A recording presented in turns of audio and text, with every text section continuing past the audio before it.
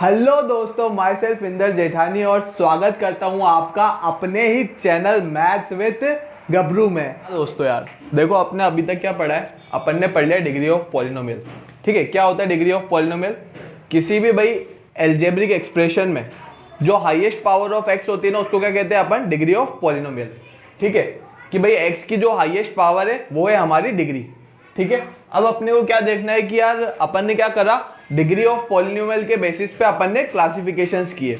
ठीक है, कैसे क्लासिफिकेशंस? जैसे अपन ने नंबर ऑफ टर्म्स के हिसाब से मोनोमियल, बाइनोमियल और ट्राइनोमियल किया था ना, वैसे ही हमने क्या करा, डिग्री ऑफ पॉलिनोमियल के हिसाब से अपन ने क्लासिफिकेशन ऑफ पॉलिनोमियल किया है। कौन कौन से क्लासिफिकेशन किए वो अपन देखते हैं। चलो, फर्स्ट क्लासिफिकेशन किया है अपन ने लीनियर पॉलिनोमियल।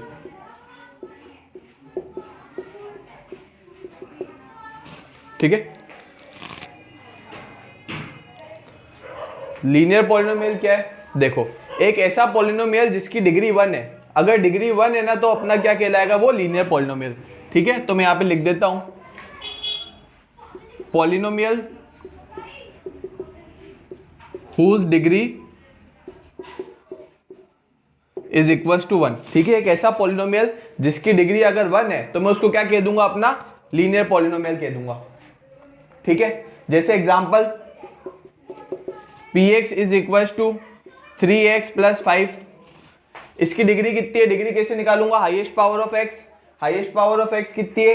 इस x की डिग्री, x की पावर है 1, तो इसकी डिग्री क्या हो जाएगी? 1। तो मैं इसको क्या कह दूंगा? ये क्या है? एक लीनियर पॉलिनोमियल। क्या है? एक लीनियर पॉलिनोमियल। और एग्जांपल देखो, example px is equal to 4x plus 3। इसकी डिग्री भी कितनी है? इसकी डिग्री है 1। ठीक है, तो इसकी पावर, इसकी डिग्री है 1। क्यों? क्योंकि इसकी हाईएस्ट पावर ऑफ x है 1। तो ये कौन सा पॉलिनोमियल कहलाएगा? ये भी कहलाएगा क्या? अपना लीनियर पॉलिनोमियल। ठीक है, अब general form of linear polynomial क्या होता है? General form of linear polynomial. ठीक है, general form of linear polynomial. General form देखो, अगर px is equal to ax plus b दे रखा है, ठीक है, वेयर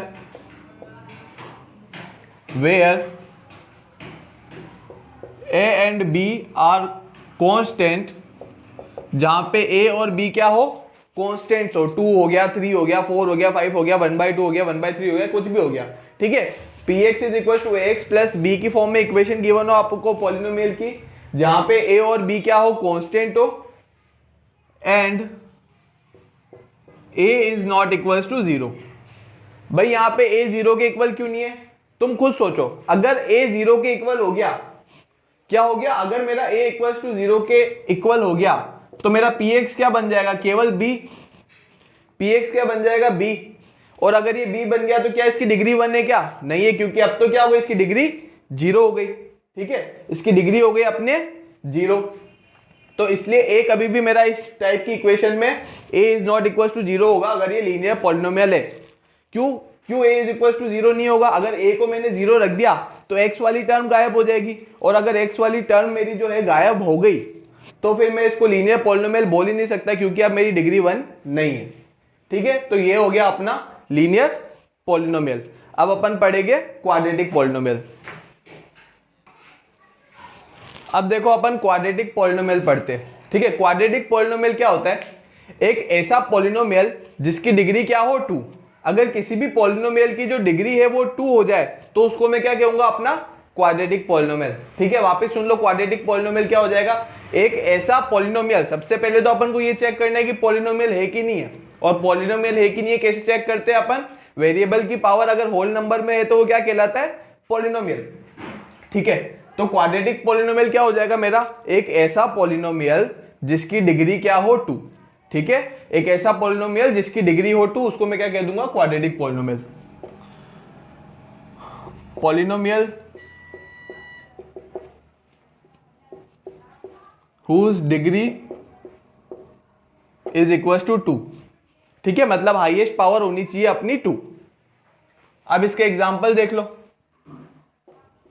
एग्जाम्पल हो गया अपना px is equal to 5x square plus 3x plus 7।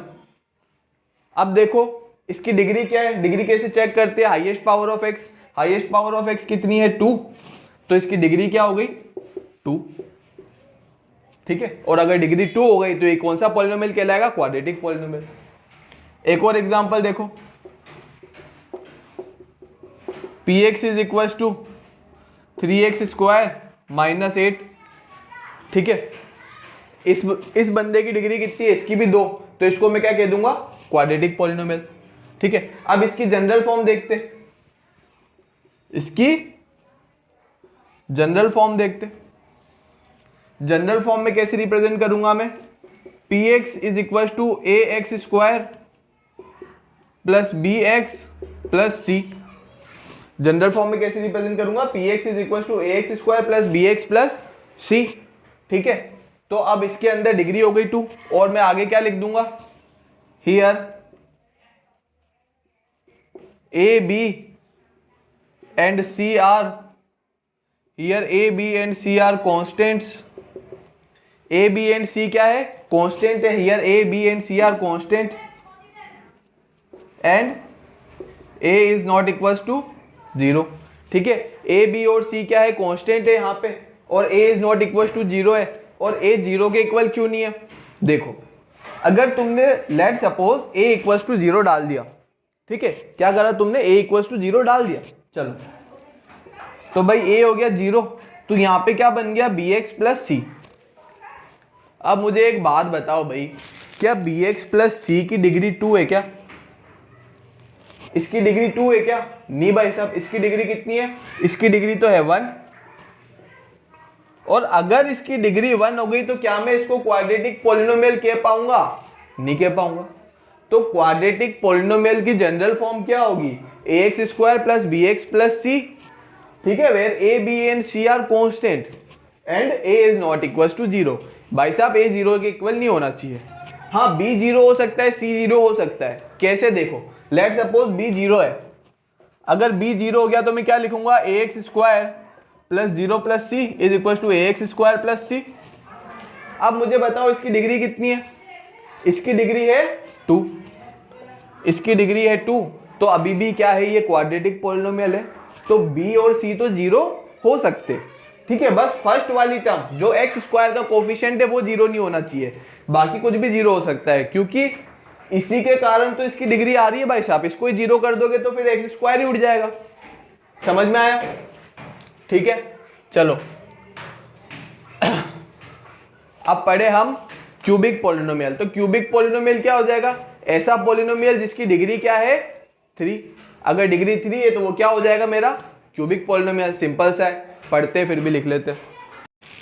हाँ भाई साहब, अब अपन क्या पढ़ते हैं, अपनी क्यूबिक पॉलिनोमियल।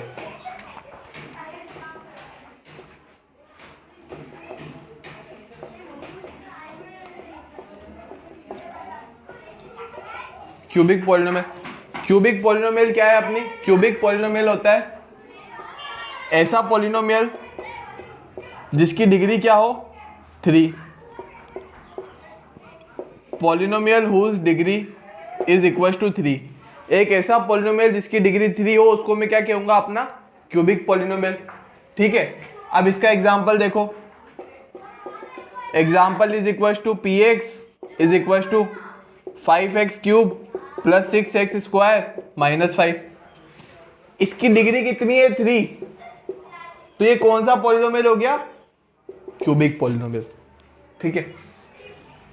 जनरल फॉर्म देखो, जनरल फॉर्म क्या हो गई, px is equal to ax cube plus bx square plus cx plus d। Here a b c and d are constants, here a b c and d are constants and a is not equals to 0, ठीक है।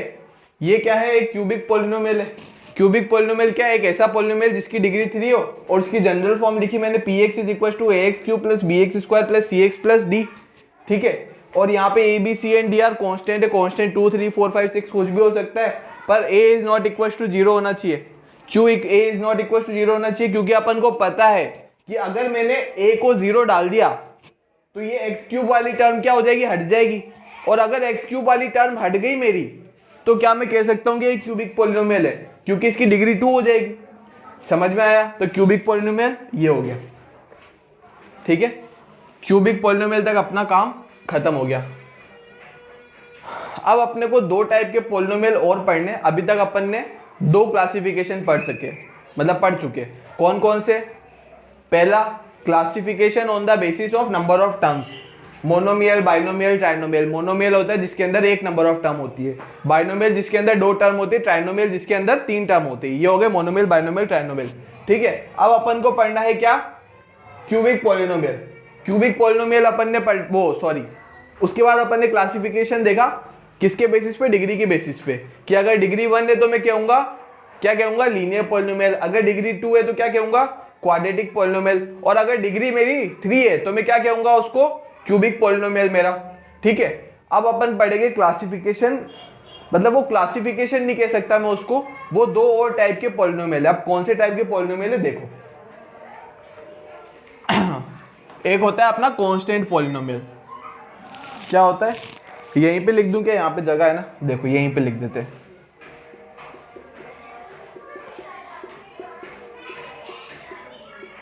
Constant polynomial. भाई अब ये कौन सी खेत की मूली है?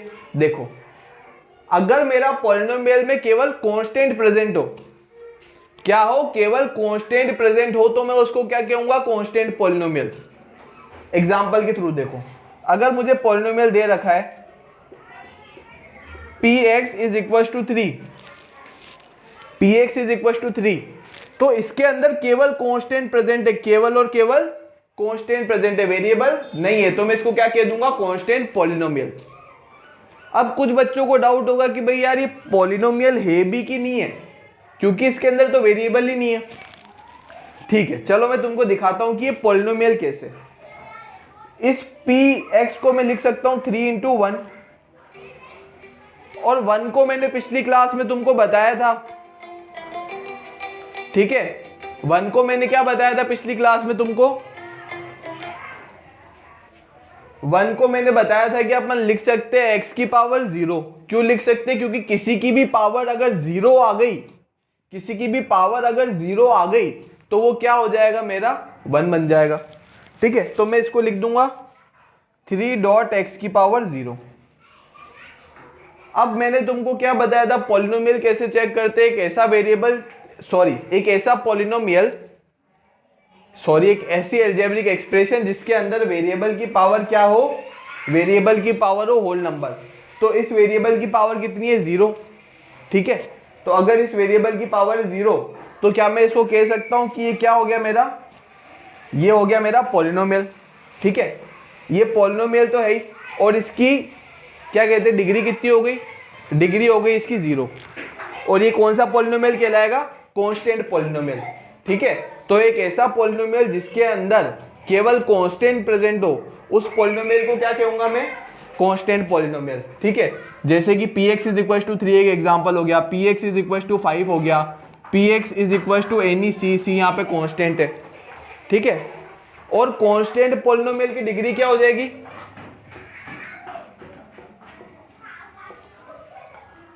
डिग्री ऑफ कांस्टेंट पॉलिनोमियल,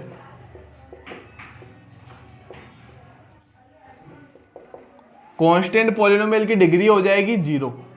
ठीक है भाई, कांस्टेंट पॉलिनोमियल की डिग्री क्या हो जाएगी? कांस्टेंट पॉलिनोमियल की डिग्री हो जाएगी 0। अब अपन देखते हैं अगली चीज, zero polynomial.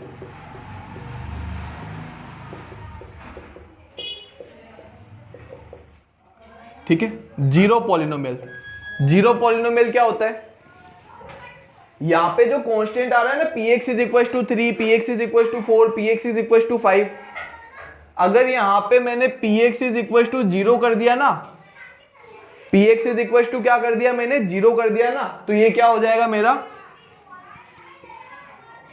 Zero polynomial. Zero polynomial. ठीक है, भाई समझ में आया क्या हुआ? अगर px इज इक्वल टू मैंने 0 कर दिया तो px इज इक्वल टू 0 क्या हो जाएगा? 0 पॉलिनोमियल। इसको तुम कांस्टेंट पॉलिनोमियल भी वैसे कह सकते हो। क्यों कह सकते हो? क्योंकि यहां भी तो केवल कांस्टेंट है, वेरिएबल प्रेजेंट नहीं है। यहां भी तो केवल और केवल कांस्टेंट है, लेकिन इस कांस्टेंट पॉलिनोमियल को क्या दिया है? स्पेशल नाम दिया है। क्या है स्पेशल नाम इसका? 0 पॉलिनोमियल। ठीक है, तो अगर px इज इक्वल टू 0 है तो वो क्या हो जाएगा? 0 पॉलिनोमियल। अब मुझे बताओ इसकी डिग्री क्या हो? इसकी डिग्री क्या होगी? इसकी डिग्री क्या होगी? px इज इक्वल टू 0 की डिग्री क्या होगी? तो पहले मैं बता देता हूं कि डिग्री इसकी वैसे क्या होती है। इसकी डिग्री होती है not defined. Degree is equal to not defined. ठीक है, degree is equal to not defined. अब क्यों नॉट डिफाइंड होती है इसकी डिग्री? देखो, क्या px इज इक्वल टू 0 को मैं ऐसे लिख सकता हूं 0 इंटू एक्स की पावर 0, तो भी ये 0 ही आएगा। तो यहां पे इसकी डिग्री कितनी होगी? 0। क्या px is equal to 0 into x की पावर 1 लिख सकता हूं? 0 इंटू एक्स की पावर 1 लिखूंगा तो इसकी डिग्री क्या हो गई? 1। क्या px इज इक्वल टू मैं 0 इंटू एक्स की पावर 3 लिख सकता हूं तो इसकी डिग्री क्या हो गई? 3। क्या मैं इसको px is equal to 0 into x की पावर n लिख सकता हूं तो यहां पे इसकी डिग्री क्या हो गई? n। तो भाई इसकी डिग्री तो क्या हो रही है? पल पल पल में बदल रही है। और जो लोग पल पल पल में बदलते हैं तो उन पे विश्वास नहीं करना चाहिए, और इन पे विश्वास नहीं करते हम, इसलिए क्या हो गया? Not defined. तो इनकी डिग्री क्या हो गई भाई साहब? इनकी डिग्री हो गई नॉट डिफाइंड। डिग्री हो गई नॉट डिफाइंड, क्योंकि ये पल पल पल में अपने रंग बदल रहे हैं। कभी डिग्री 0 बताते, कभी 1 बताते, कभी 2 बताते, कभी 3 बताते, कभी 4 बताते। तो भाई हम हो गए इन लोगों से परेशान, और परेशान हो गए बोल जाए कि भाई 0 पॉलिनोमियल की डिग्री को कर दो नॉट डिफाइंड। और इसको कांस्टेंट पॉलिनोमियल कहते हैं, और इसको नॉन जीरो कांस्टेंट पॉलिनोमियल भी कहते हैं। क्या कहते हैं इसको? Non zero constant polynomial. Non zero constant polynomial मतलब कांस्टेंट तो है लेकिन कांस्टेंट में जीरो नहीं है। px इज इक्वल टू 3 हो सकता है, px इज इक्वल टू 4 हो सकता है, px इज इक्वल टू 5 हो सकता है, ठीक है, लेकिन px इज इक्वल टू 0 नहीं हो सकता। समझ में आया? इसलिए इनको कहते हैं अपन नॉन जीरो कांस्टेंट पॉलिनोमियल। तो अब मैं 2 नोट लिखाऊंगा, वो नोट लिख लेना, ठीक है। अपन जो तुम्हारे 1-1 मार्क्स वाले एमसीक्यू आते हैं ना, उसके अंदर वो आ सकते हैं क्योंकि वो अच्छी क्वेश्चन है। हाँ तो भाई लोगों यार इनको नोट कर लो। नोट फर्स्ट देखो, इंपॉर्टेंट नोट है, 1-1 मार्क्स वाले क्वेश्चन में आने के चांसेस है। Degree of non zero constant polynomial is 0, ठीक है। Degree of non zero constant polynomial is 0। Non zero constant polynomial कौन कौन से हो गए? px is equal to 3, px is equal to 5, px is equal to 6। इन सब की डिग्री क्या हो जाएगी? 0। क्यों? क्योंकि इसको मैं लिख सकता हूँ 6 इंटू एक्स की पावर 0, तो डिग्री क्या हो गई? 0। और degree of zero polynomial is not defined. Zero polynomial क्या हो जाएगा? 0, ठीक है। तो इसकी डिग्री क्या होगी? Not defined. क्यों नॉट डिफाइंड होगी? क्योंकि मैं यहाँ पे x की पावर 50 भी कर दूंगा, तो मैं यहाँ पे 0 इंटू एक्स की पावर 100 भी कर दूंगा, तो डिग्री क्या हो जाएगी? चेंज हो जाएगी। इसलिए जीरो पॉलिनोमियल की डिग्री होती है नॉट डिफाइंड, और नॉन जीरो कांस्टेंट पॉलिनोमियल की डिग्री क्या होती है? 0, ठीक है। आ गया समझ में? चलो अब आगे बढ़ते हैं। अब एक और क्वेश्चन आता है, वैसे इंपॉर्टेंट, मतलब इंपॉर्टेंट क्या, 1-1 मार्क्स में क्वेश्चन आ सकता है। Find the maximum number of terms, maximum number of terms in a polynomial, in a polynomial of degree n, ठीक है। Find the maximum number of terms in a polynomial of degree n। जिस polynomial की degree अगर n है तो उसके अंदर maximum number of terms बताओ। तो कैसे निकालेंगे मैक्सिमम नंबर ऑफ टर्म्स? देखो मैं लिख दूंगा, डिग्री क्या है मेरी n, मतलब x की हाईएस्ट पावर क्या होनी चाहिए n। तो देखो मैं पॉलिनोमियल कैसे बनाता हूं,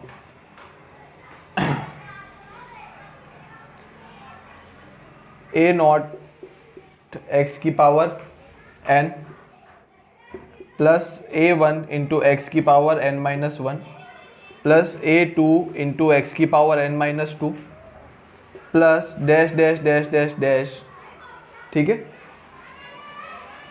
a n minus one into x की power 1 plus a n x की पावर 0।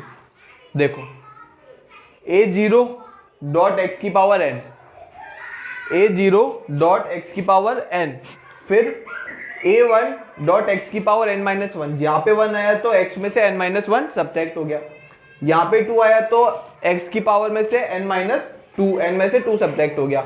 अब 3 आएगा, अब 3 आएगा तो x में से n में से 3 सब्ट्रैक्ट हो जाएगा। अब n माइनस वन आया तो n में से n माइनस वन सब्ट्रैक्ट हो गया तो 1 बचा, और n में से n सब्ट्रैक्ट हो गया तो 0 बचा।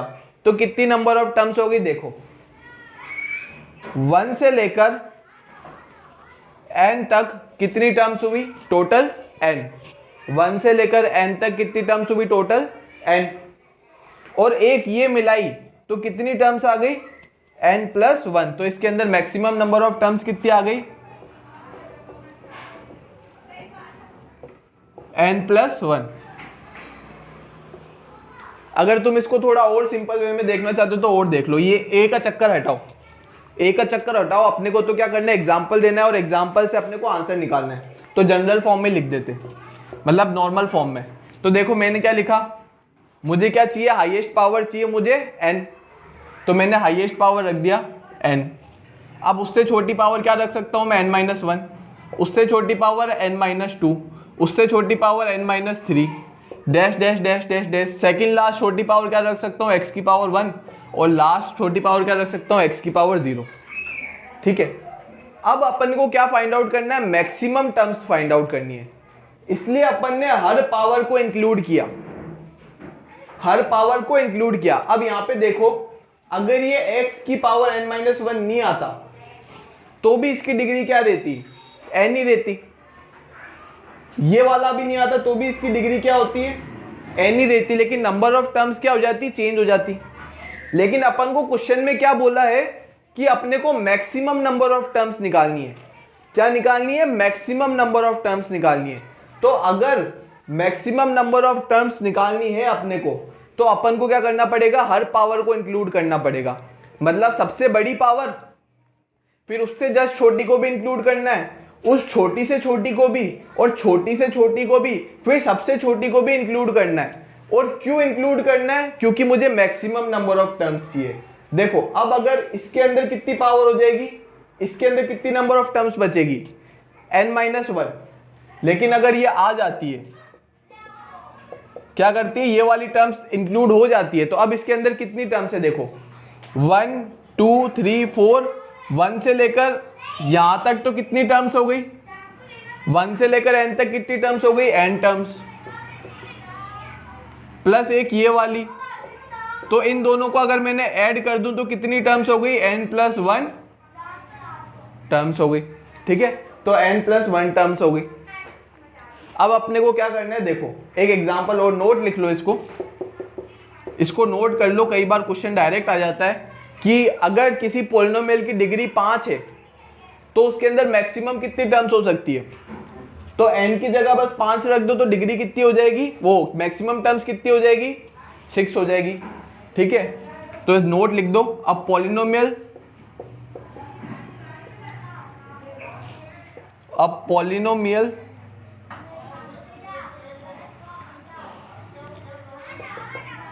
अब पॉलिनोमियल ऑफ